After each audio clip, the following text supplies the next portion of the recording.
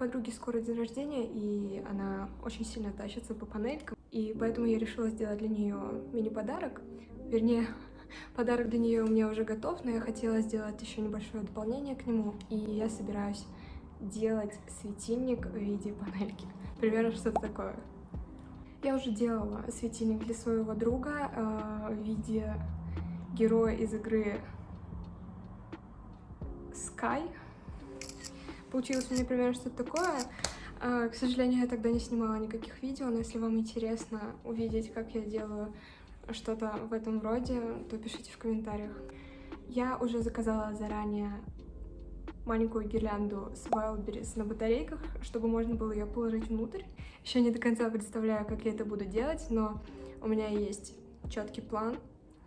За основу я буду брать вот такой вот монолитный дом. Я, скорее всего, сделаю 1-2 этажа и как бы возьму просто одну квартиру. Просто потому, что мы все живем в таких домах. Я почти всю свою жизнь в таком доме прожила. Я, на самом деле, не такой большой ценитель панелек. Я надеюсь, что она оценит. Посмотрите, какой у меня чудный букет. Он пахнет прям клубникой и садом, какими-то пчелиными сотами, что ли. Просто вот... Да, посмотрите, кто у меня тут. Кто тут Боря? Боря у нас в последнее время живет на диване, потому что они с Веней разругались. Веня подрос и начал отвоевывать территорию. Боря был старшим, но теперь он выселился как старик. Тяжкая жизнь крыс. Кто ты мой тут хороший?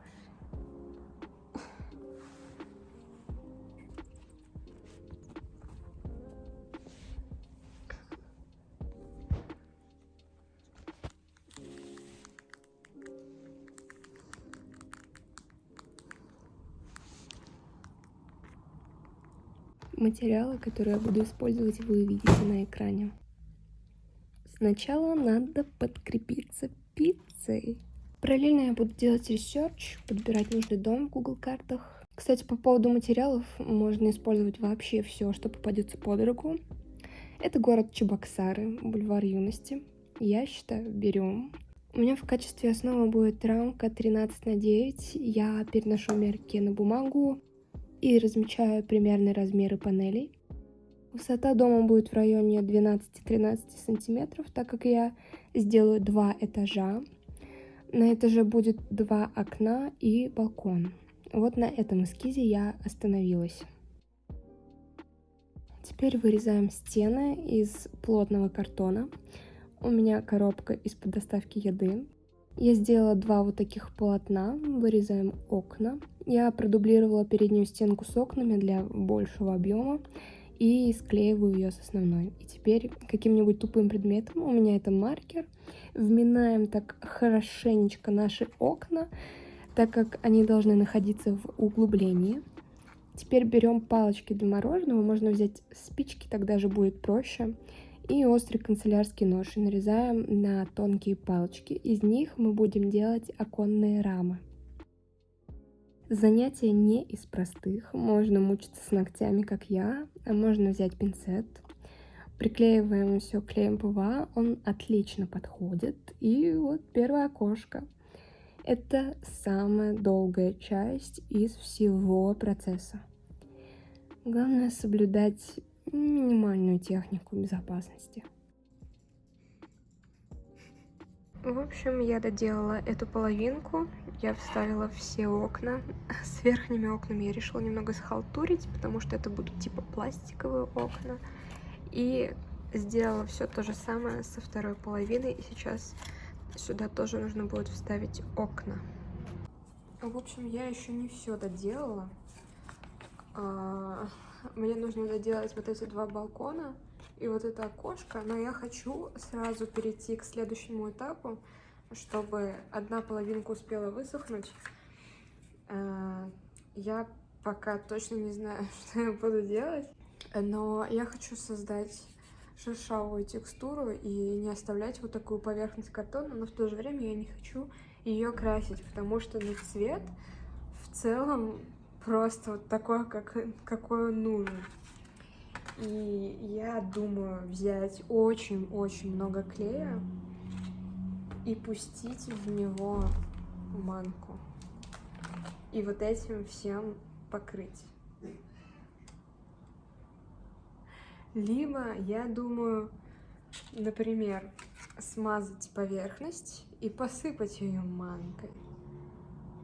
Я не знаю, как лучше. С точки зрения расхода клея, мне кажется, будет проще сначала смазать клеем и посыпать, а потом все лишнее стряхнуть. Я, наверное, так попробую. Вообще, да, не стоит этим всем заниматься в белой футболке, но я отчаянная. Я нашла кисточку, и, наверное, мы начнем с какого-нибудь маленького участка, не очень значительного, вот здесь. Так, мне будет удобнее использовать манку повторно. Да, слушайте, это была офигенная идея. Вот прям как надо получается.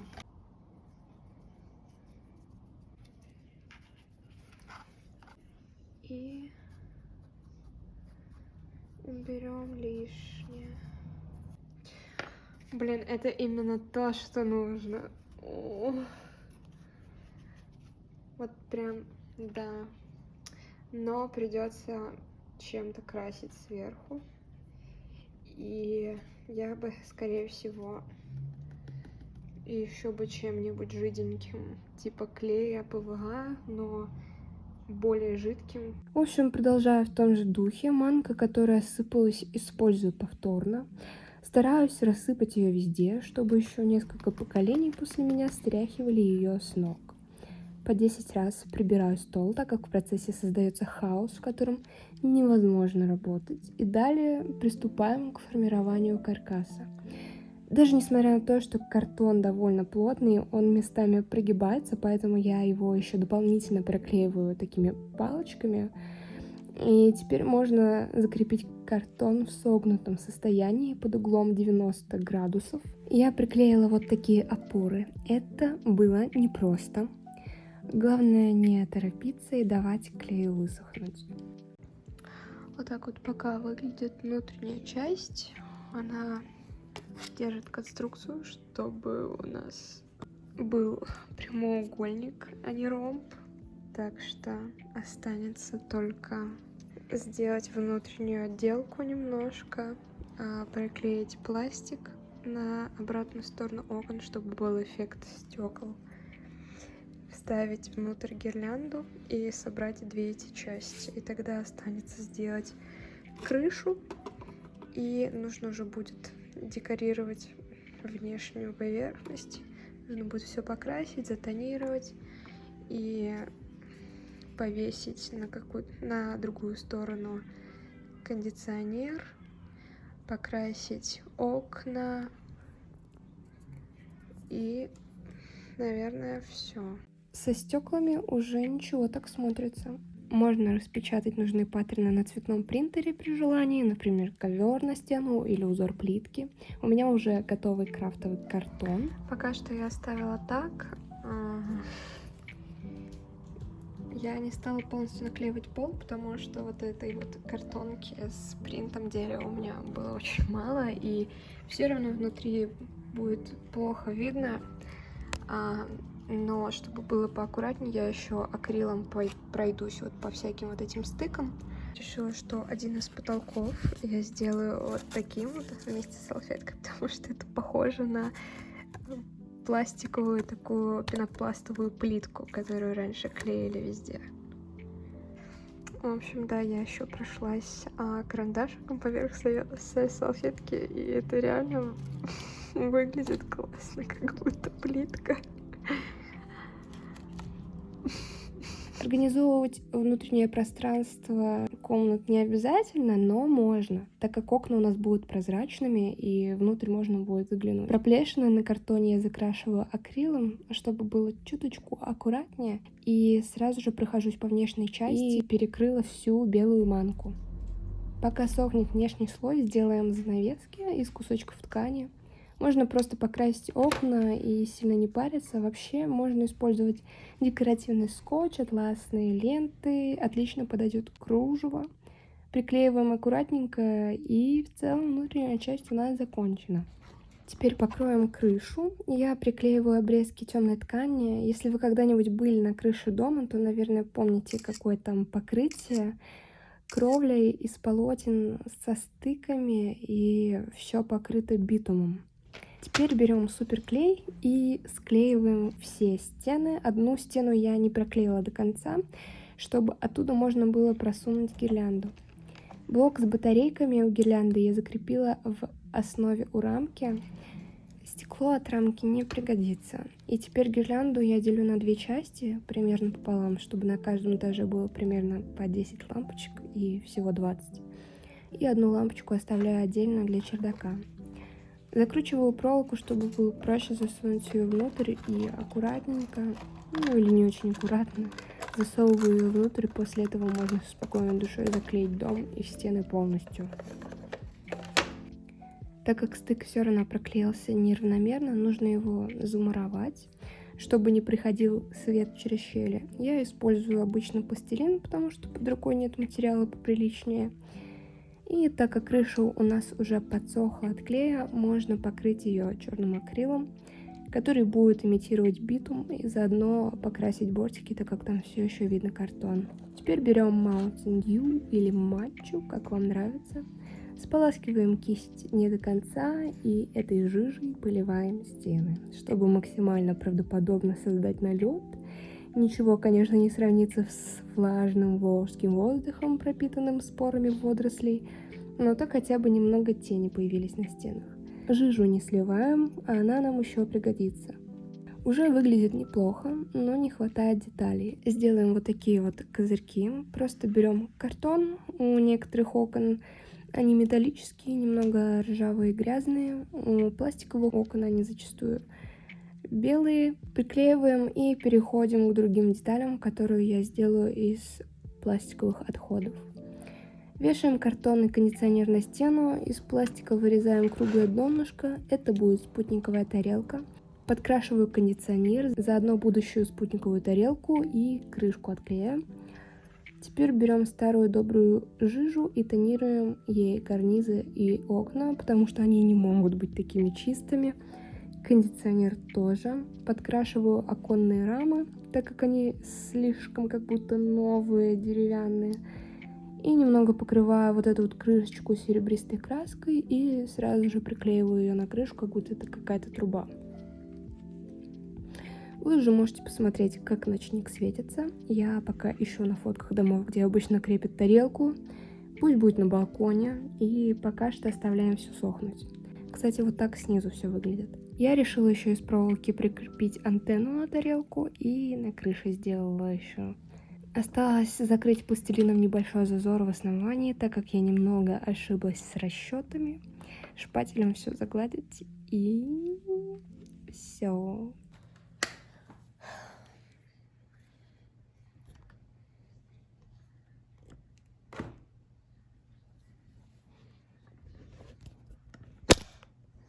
Четыре вечера, 12 ночи, и все готово.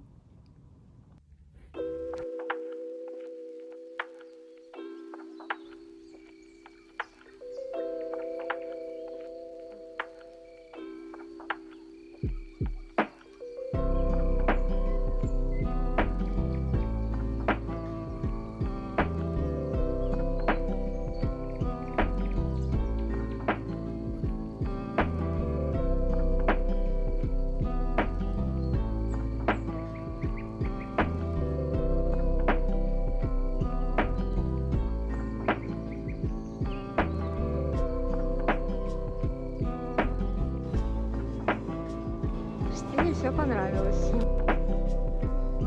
Это божественно.